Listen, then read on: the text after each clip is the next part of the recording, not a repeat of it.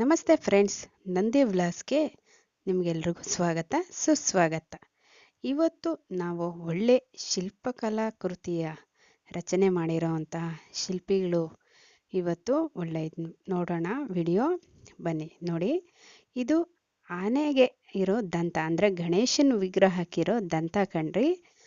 ಏನೇ ಆದರೂ ಶಿಲ್ಪಿಗಳಿಗಂತೂ ಒಂದು ನಮನ ಅಂತ ಹೇಳ್ಬೋದು. ಫಸ್ಟಾಗಿ ದಯವಿಟ್ಟು ನಮ್ಮ ನಂದಿ ವ್ಲಾಗ್ಸ್ನ ಎಲ್ಲರೂ ಸಬ್ಸ್ಕ್ರೈಬ್ ಮಾಡ್ಕೊಳ್ಳಿ, ಲೈಕ್ ಮಾಡಿ, ವಿಡಿಯೋನ ಕೊನೆವರೆಗೂ ನೋಡಿ, ಇಷ್ಟ ಆದರೆ ಶೇರ್ ಮಾಡಿ. ಹಾಗೆ ನೋಡಿ, ಇದು ಚಾಮರಗಳು ಅಂತ ಹೇಳ್ತಾರೆ, ಪ್ರಭಾವಳಿಗೆ ಇರುತ್ತೆ ಇದು ಚಾಮರ ಅಂತ. ತುಂಬ ಚೆನ್ನಾಗೇ ಮಾಡಿದ್ದಾರೆ ಅಲ್ವಾ ನಮ್ಮ ಶಿಲ್ಪಿಗಳು ಅಂದರೆ ನಮ್ಮ ಯಜಮಾನ್ರು ಕಣ್ರಿ. ನೋಡಿ, ಇದು ಗಣೇಶನ ದೇವರಿಗೆ ಪ್ರಭಾವಳಿ, ಹಾಗೆ ಮಕರ ತೋರಣ ಅಂತ ಸಹ ಹೇಳ್ತಾರೆ.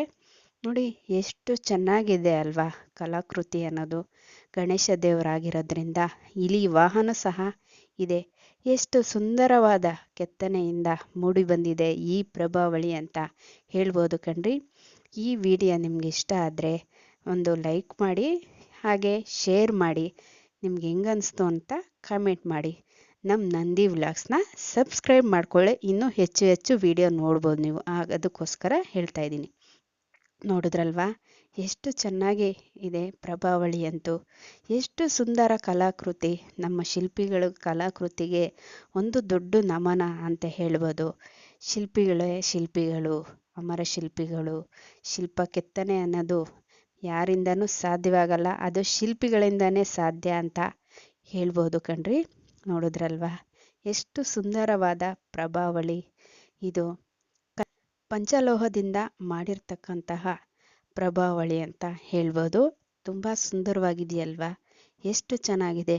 ಪಂಚಲೋಹದ್ದು ಅಂತ ಗೊತ್ತಾಗದೇ ಇಲ್ಲ, ಎಲ್ಲ ಗೋಲ್ಡ್ ಥರನೇ ಅನಿಸುತ್ತೆ ಅಲ್ವಾ. ಅದೇ ನೋಡ್ರಿ ನಮ್ಮ ಶಿಲ್ಪಿಗಳ ಕಲಾಕೃತಿ, ಶಿಲ್ಪ ಕೆತ್ತನೆ ಅನ್ನೋದು. ಪ್ರಭಾವಳಿನೇ ಎಲ್ಲ ತರಹದ ಕಿರೀಟ, ಕವಚ, ದೇವರ ಉತ್ಸವ ಮೂರ್ತಿ ಎಲ್ಲ ಮಾಡ್ತಾರೆ. ಪಂಚಲೋಹದಿಂದ ಹಿಡಿದು ಬೆಳ್ಳಿ, ಬಂಗಾರ, ತಾಮ್ರದ್ದು ಸಹ ಮಾಡಿಕೊಡ್ತಾರೆ ಇವರು. ನಿಮ್ಗೆ ಈ ವಿಡಿಯೋ ಇಷ್ಟ ಆದರೆ ಲೈಕ್ ಮಾಡಿ, ಹಾಗೆ ವೀಕ್ಷಿಸಿದವರೆಲ್ಲರಿಗೂ ಧನ್ಯವಾದಗಳು.